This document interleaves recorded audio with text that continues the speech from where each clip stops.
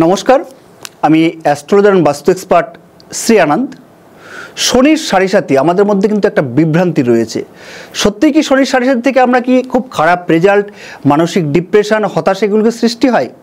হ্যাঁ, হয়।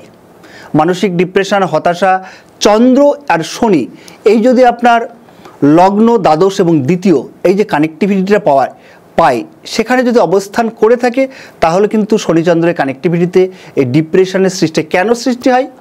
শনি হচ্ছে ঠান্ডা কারক গ্রহ, চন্দ্র ওয়াটার, অর্থাৎ এই ওয়াটার এবং হচ্ছে ঠান্ডা এই দুটো এক জায়গায় থাকলে কিন্তু আমাদের জমে যায়। যেমন বরফ যেমন জমে যায় না, তেমনি আমাদের শরীরের যে নার্ভ শক্তি আছে সেটা কিন্তু আপনার ডিস্টার্বনেস হয়। তার ফলে কি হয়? আমাদের হতাশা সৃষ্টি হয়, মানসিক ডিপ্রেশন সৃষ্টি হয়, নিউরো প্রবলেম হয় এবং আমরা ভুলভাল ডিসিশন নিই এবং ঠিকমতো আমাদের যে কর্মের যে অ্যাক্টিভিটি সেটা কিন্তু আমরা পেয়ে থাকি না। তাহলে এইবার এই যে শনি চন্দ্রের কানেক্টিভিটিতে যে এই সমস্যার সৃষ্টি হচ্ছে কতটা হবে, আমি কি ভালো রেজাল্ট পেতে পারবো, সেটার জন্য আপনাকে কি জানতে হবে? দশা, অন্তর্দশা, সময়কাল। ভালো অ্যাস্ট্রোলজারের কাছে গিয়ে কনসাল্ট করুন। আপনার সময়কালের সঙ্গে যে আপনার সাড়ে সাথী চলছে সেই সময়ে আপনার কোন গ্রহ আপনার দশা অন্তর্দশায় লিড করছে, সে যদি আপনার নেগেটিভ হয় তাহলে কিন্তু সেই শনির সাড়ে সাথে আপনাকে আরও নেগেটিভিটি করে দেবে। আর যদি আপনার পজিটিভ দশা অন্তর্দশা চলে, শনির সাড়ে সাথে চলুক আর যাই চলুক না কেন, আপনি কিন্তু 100% ভালো রেজাল্ট পাবেন। সেই শনির সাড়ে সাথের সময়ে কিন্তু আপনার প্রচুর অর্থ আসবে, আপনি প্রচুর অর্থশালী হবেন, কেরিয়ার পিক পয়েন্টে যাবেন এবং তার সঙ্গে সঙ্গে ভালো সব কিছুতে রেজাল্ট পাবেন।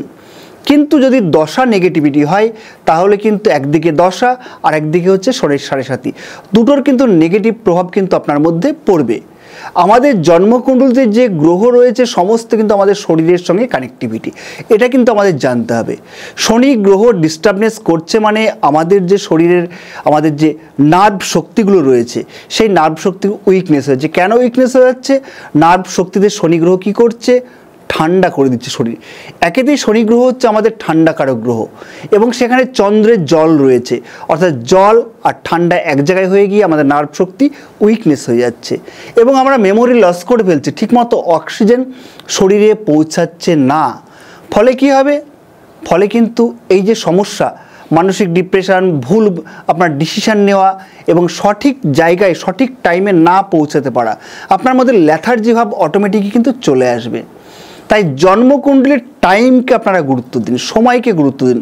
শুধু শনির সাড়ে সাথে বলে বিভ্রান্ত হবেন না, ভালো অ্যাস্ট্রোলজারের কাছে পরামর্শ করুন এবং সঠিকভাবে এগিয়ে চলুন। দেখবেন লাইফে 100% এই শনি গ্রহই একমাত্র গ্রহ যে একটা মানুষকে ক্যারিয়ারে পিক পয়েন্টে পৌঁছে দিতে পারে এবং ভালো রেজাল্ট আপনার দিতে পারে।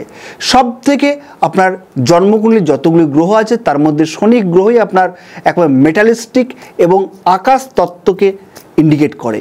অর্থাৎ বাস্তুর যদি আকাশ তত্ত্বকে যে গ্রহ ইন্ডিকেট করবে তার মানে আপনাকে আকাশের মতনই শিখরে পৌঁছে দিতে পারে এই শনি গ্রহ। তাই শনি গ্রহকে জন্মকুণ্ডে ভালো করে জানুন। এই শনি গ্রহে আপনার ন্যায়, নীতি, সংযম, দূরদৃষ্টি এবং ফোকাসকে নির্দেশ করে।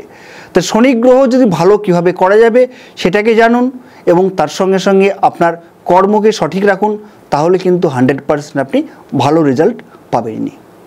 নমস্কার, সবাই ভালো থাকুন, আগামীতে আবার দেখা হচ্ছে।